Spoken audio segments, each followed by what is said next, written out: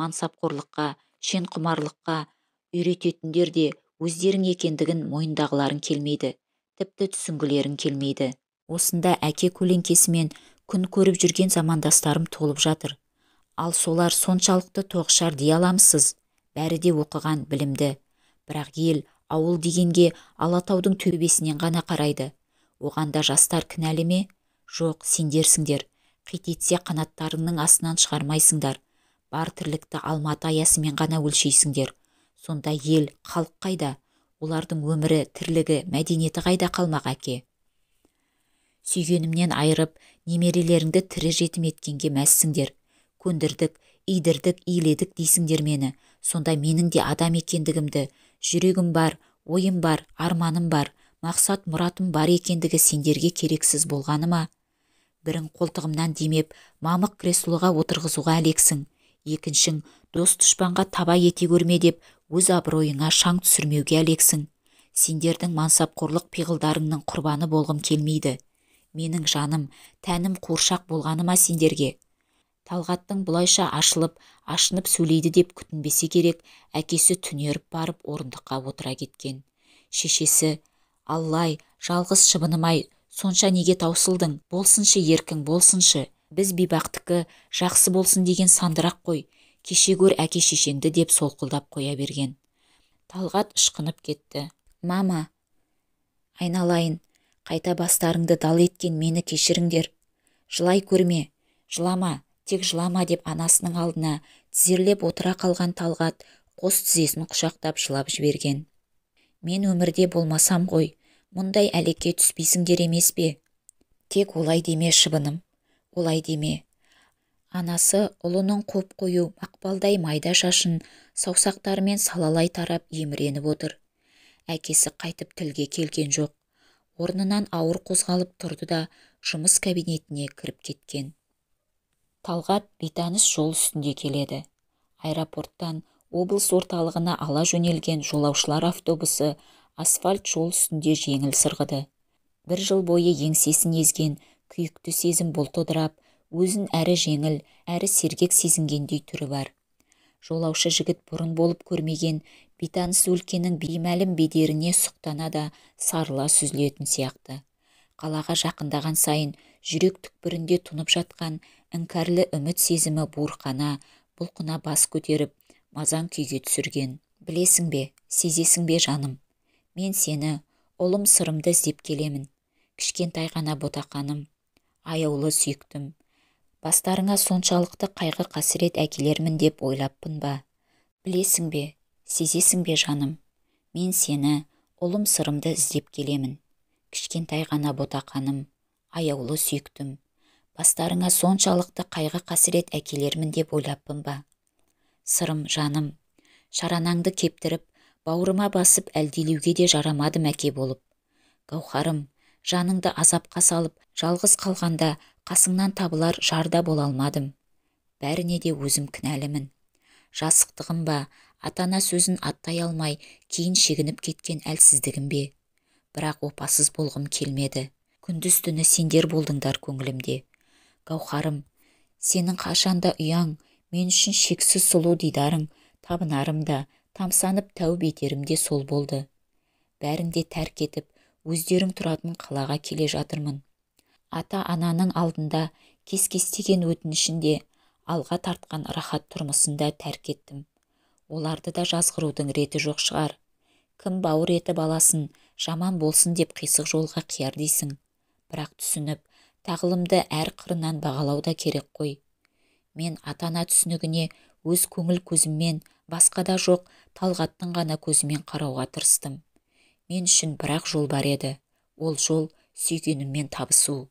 Сырымымды жаутаңдатпай, адал азамат етіп өсіру жолы деп білдім. Ол үшін ата-анам ренжісе де, көрместей болып көңілдері қалса да, күндердің күнінде ұғынар, түсінер деген үмітпен жолға шықтым. Алдарыңдағы күнәм да өлшеусіз. Тек кешкейсіңдер. Кеште болса есіктеріңді қайта қағуға күш-қуат тапқан бейбақтарыңды. Анамның көңілденгенде жиі айтатын бір өлеңі еске түсіп отыр. Анадан қам сүт іштік піскен емес, күнәміз таудан биік кішкен емес.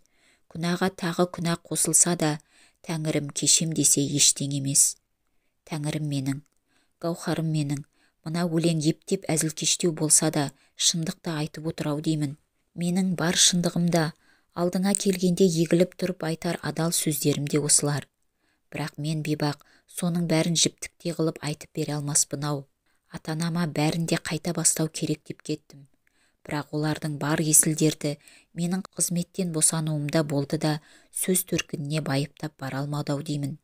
Қызмет, мансап, бірінші кезекте тұрғанда да адам өзінің пенде екендігін, оның басында қилы-қилы жағдаяттардың өтетіндігін, сүрініп күлкіде боларын, көсемсіп көш бастарында ескере бермейтіндей-ау. Мансаппен келген аз күнгі бақ, талайды махаббат аталатын ұлы сезімнің бодауына салудан ұтылып жүрсек те, қан қақсатып жылап жүрсек те, сол бар болғырдың жалынынан айрылғымыз-ақ келмейтін өкінішті. Мен ата-анамды өз қолымнан тудырғандай сілкілеп алғандаймын. Ұят болды, бірақ бірде болмаса, бірде ақтарамын ба деп жүрген ойымды іркіп қала алмадым. Оларды әсте, өзімнен білімсіз, парықсыз бір бағыттан, бір жанармен ғана қарап, бір көңілмен ғана қабылдауға көндіккен жерде ой тоқырап, қиял топшысы тұсалады екен. Менің адам болмағым, олардың ұғымынша мықты жерден қыз алу, биіктеу, мамықтау креслоға барып отырумен байланысты болса керек. Мен үшін ерсі де күлкілі ұғым. Олар үшін атар таңдай ақиқат екендігіне таңдануға бола ма? Әрине жоқ. Әкем өзінің өсу жолына қолданған тәсілді менің де кәдеме жарап кетер деген ойда екен. Онысын қателік демей не дейін? Ал анам ше, ол байғұс мықтының әйелі. Барлық жағынан да мықты болу керек. Басқан із, жүрген жолдан ілік болар ештеңе де байқалмауы керектің адамы ғой. Өзіне сөз келмесе болды да. Әкей де, оның достары да туған халқы туралы есіліп айтады, егіліп айтады. Ал өздері жоғарғы жерде отырып алып, мынау ел, анау ауыл маңына аяқ баспайды ғой. Ондағы мұң, жабылып жатқан ұлт мектептері, шұлық болса да арақпен жумаса көңілдері көншімейтін бетпақ ауыл әйелдері, иба ұят қадірін жоғалта бастаған ұрпақ тағдыры толғантпайтынына таңмын. Сөйтіп отырып, халық атынан сөз сөйлейді. Солардың жоқшысымыз, мұңын мұңдаушыларымыз деп сезінеді өздерін. Ал туған халқына иненің жасауындай тигізер пайдасы жоқ интеллигенцияның алған білімі, отырған орны, өз қарасының тәбетінен әрге аспасы ақиқат емес пе? Әкей мені де сол жолға итермелеп бақты. Менің көнгім келмеді. Сенен айырғанда сол солақай әрекеттің әсері ғой. Бәрін де енді түсініп, енді ұғынғандаймын жаным. Ештен кеш жақсы дегендей, бір жылдай азапқа салған сорақылығынан арылтайын деп, қалған ғұмырдың қайғы қуанышын өзіңмен бірге бөлісейін деп келемін. Сыртқа теппей қарсы алармысың? Ақылыңда, парасатыңда бір басыңа жетерлік еді. Түсінесің, сырт айналмассың деп келемін. Талғат осындай бір арманды ойдың әлдиімен бейтаныс мекенге бет түзеген. Әне, көк түтінмен кіреукеленген қала төбесі де көрініп қалды. Талғаттың жүрегі кеудесінен ыршып шығып кетердей тулап, дүрсілдей соғып қоя берген. Бұл қалада жолаушы жігіттің жүректің аңсатқан арманды әніндей қимас екі адамы бар еді. Олар Гауһар мен Сырым, Сырым мен Гауһар еді.